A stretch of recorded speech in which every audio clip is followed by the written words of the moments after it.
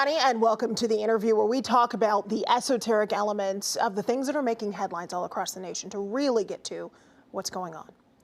As we know, free speech is once again at the center of America's political storm after the assassination of conservative activist Charlie Kirk and the sudden suspension of Jimmy Kimmel's late-night show. Kirk's killing has ignited raw debates over political violence, while Kimmel's monologue and the decision by ABC to pull him off the air has fueled fresh questions about censorship, media pressure, and the limits of free expression in an already very polarized world. Joining me now is Rich Rubino, a political historian and analyst. Thank you so much for being with us. Thank you so much for having me on. How do you read this today in light of Charlie Kirk's funeral? Political violence is never acceptable, but it seems as though a lot of people are questioning why, for example, Kimmel needed to be pulled. Was that political? How do you read it from a historical lens? Right. What's interesting, when we talk about free speech, the First Amendment is very literal about free speech shall not abridge, but there are certain limits to it. And the Supreme Court has basically ruled almost in that there's this word reasonable. And the word reasonable is basically in terms of free speech. For example, there's time, place, and manner restrictions, meaning that you cannot go out and yell in a residential neighborhood at 3 o'clock in the morning. So there are certain restrictions. The question is always, what should those restrictions be? I think that this is really a tete-a-tete between the left and the right. The left would say essentially, you took away Tucker Carlson. The right would say, the right would say rather that you took away Tucker Carlson. The left would contrast and say something to the effect of, well, look what happened to Charlie Kirk. Look what happened, and then it goes into Jimmy Kimmel, Charlie Kirk, and it just keeps going and going and going.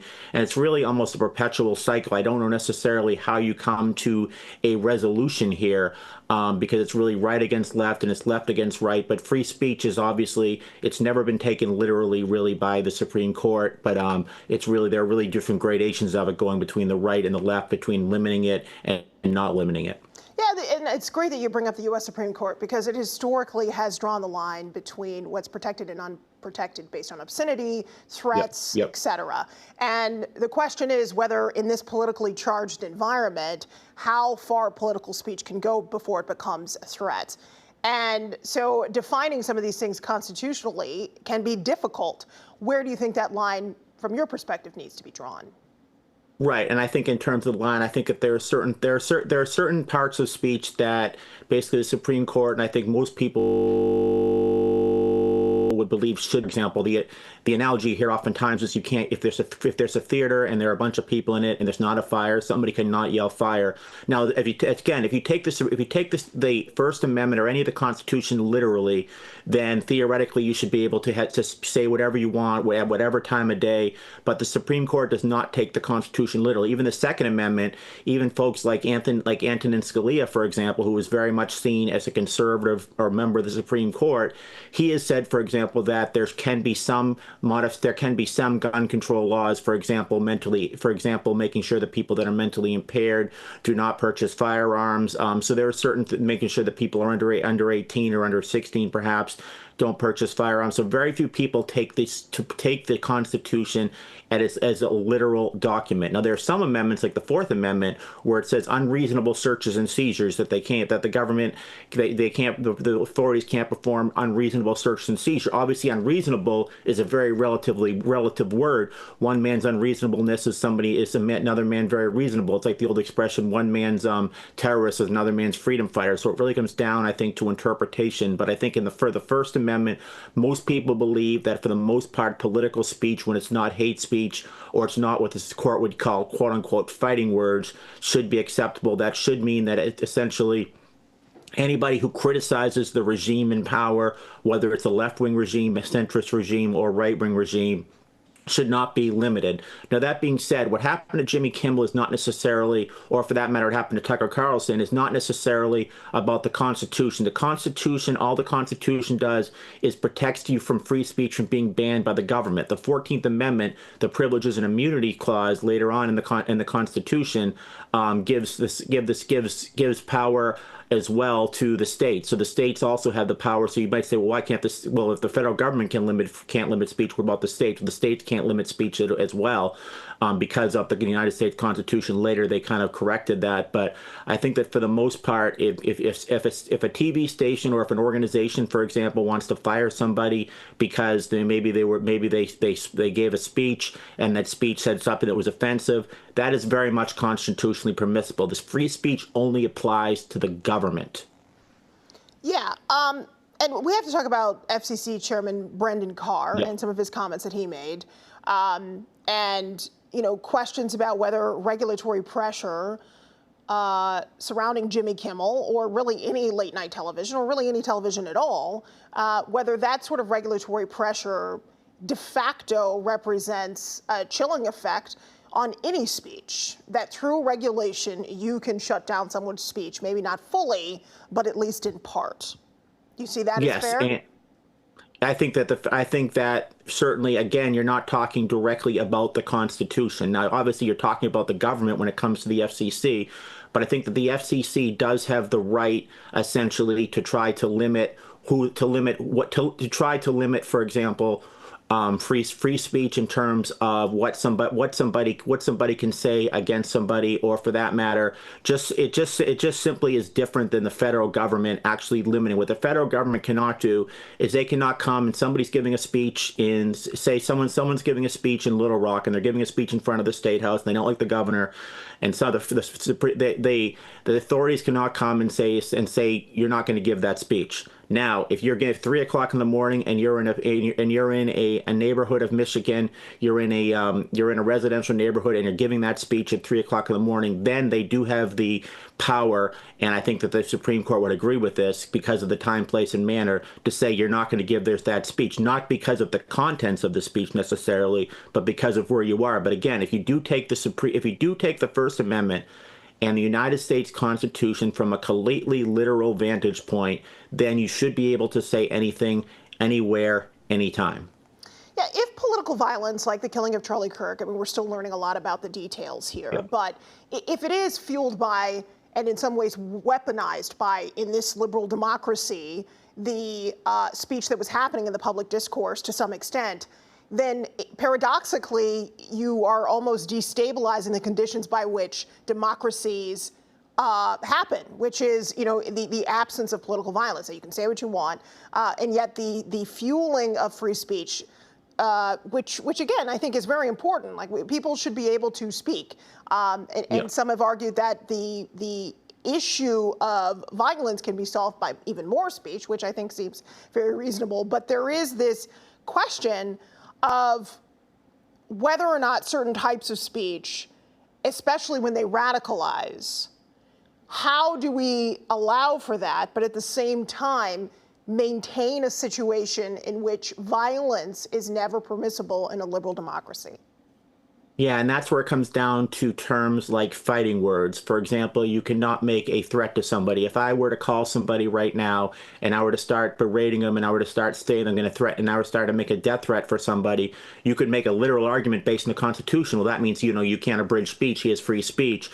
But in reality, I think that most in the judicial system, most Supreme Court justices, probably all Supreme Court justices, would agree that that is something that is not kosher, and you cannot make a threat directly to somebody. And that's very similar to the time, place, and manner restrictions, if you will. But that being said, if I were just to simply make a political speech at noontime in front of City Hall, in front of the State House, then there's really nothing that you can necessarily you can't necessarily ban me from doing that. Now, that being said, in terms of a private company, if you work for a private company and they fire you because you went in and you use free speech to, for example, go after your boss, or you used it to make some sort of a racial epithet, they can restrict that. Now, there are many questions. For example, the burning of the flag, for example, the Supreme Court in the case of Texas v. Johnson, and go back to that, the Golbitigus case, basically ruled that it is unconstitutional to make to have a legislation that would ban the burning of the flag, or for that matter, to require students who are Jehovah's Witnesses or who for whatever reason are not willing to stand up for the flag. They cannot necessarily restrict that. The other one is campaign finance. I think that campaign finance, generally speaking, I think that there are two schools of thought, and I think Mitch McConnell, when he was majority whip, now he's the he was a former minority leader, now he's just a senator from Kentucky. He was very much an absolutist, basically saying that in terms of campaign money, that money is speech, and that anybody can give as much money, whether be it unions or be it corporations, to political candidates. I think most people, if you look at the polls, actually believe that there should be some semblance of restrictions in terms of how much money individuals can give to a political candidate. But that again is, if you take an absolutist view on free speech, states that anybody can give any amount of money to a candidate that they want. But I think that there is another approach, the more moderate or the liberal approach, which essentially says that we need to restrict it so that corporations and unions do not have a stranglehold necessarily on the body politic. Yeah, speaking of the body politic and the public sphere, Jürgen Habermas is someone who has written extensively about this. And this concept of ideal speech that exists, where we want to have quality and productive discussion in the public sphere, and that's also important and necessary for the maintenance of the government. And it's a wild question that I think is being asked, but how can we frame or think about the First Amendment in a way that does protect, again, the thing that we are all holding on to, which is our republic? And yes. Speech is algorithmically driven now. It is incredibly hostile in certain spaces like social media. And yet this idea of ideal conversation may be lost. How do we restore that to have productive conversation? Never, ever is acceptable, I think, again, unless it's dangerous speech, to shut down speech. But how do we define that? That's a great question as well. And again, if I start a Facebook group for a town or something, and I decide that I want to limit speech in that respect, if I say that I only want people who are going to say nice things about the town, I don't want people that are going to go after the town, going to talk about how bad the roads are or whatever, that is constitutionally permissible. I have every right to do that. The government cannot come in and say, well, you would need to, in order to protect free speech, you have to essentially, you have to allow anyone in that group. Now, that other person can then start another group and they can go after the roads or whatever they want to go after. But it's interesting in terms of the First Amendment. The First Amendment says that Congress shall not. It does not say the individual citizen shall not. The Privileges and Immunities Clause basically extends that power to the states. So the states have that authority. But in terms of an individual can, and certainly on social media, an individual can police what they want to have on it. Now, that being said, Facebook itself, if something does not meet the standards of Facebook or Instagram or Twitter or LinkedIn or whatever the social media platform may be, that again, Congress and the state legislatures are not involved here, and the states have pretty much, the individuals have plenary authority, and certainly corporations have plenary authority to say, we're going to limit this, we're going to eliminate that, we're going to take that out. So free speech, and even when it comes to Congress, is not necessarily an absolute right, but also, at least the court has not ruled that, but also it has not been, also individuals certainly have authority to say on their Facebook page, for example, if somebody says something offensive, they have every right to eliminate that post. Yeah. Attorney General Pam Bondi was very clear that she was going to be going after people. It seems to suggest that she's going to be going after people, or the Justice Department will be going after people if they engage in hate speech. The thing that makes the United States of America so different than many European countries who have adopted what some described, especially those who are free speech advocates, as draconian, where you can be prosecuted for your speech or held, have your habeas corpus rights suspended as a result of your speech. That is not where we want to go in terms of our type of democracy. That as Americans, we do not believe that hate speech should be policed in this way, again, unless it's dangerous or a direct threat. Does the messaging from Pam Bondi seem to suggest that we might be looking at a more European model of policing speech in the realm of hate speech? And where could that lead us to? And does that really indicate a potential dismantling of our First Amendment? Yes, and theoretically that could be, as well as, for example, Donald Trump's executive order that would make a penalty for burning the American flag. Both of them, taken in the aggregate, could be leading. Again, it's a gradation. Very few people would say that very few people would say that anybody can say anything at any time, including being threatening. Contrary-wise, very few people would say that the federal government, at least in the United States, that the federal government or the state's government should be able to limit political speech. So it's really a gradation going between one side and going between the other side. It's kind of like in the economy. Very few systems are very capitalist or socialist. Most of them are mixed economies. It's very similar when it comes to the free market of ideas, if you will. But that is very much true.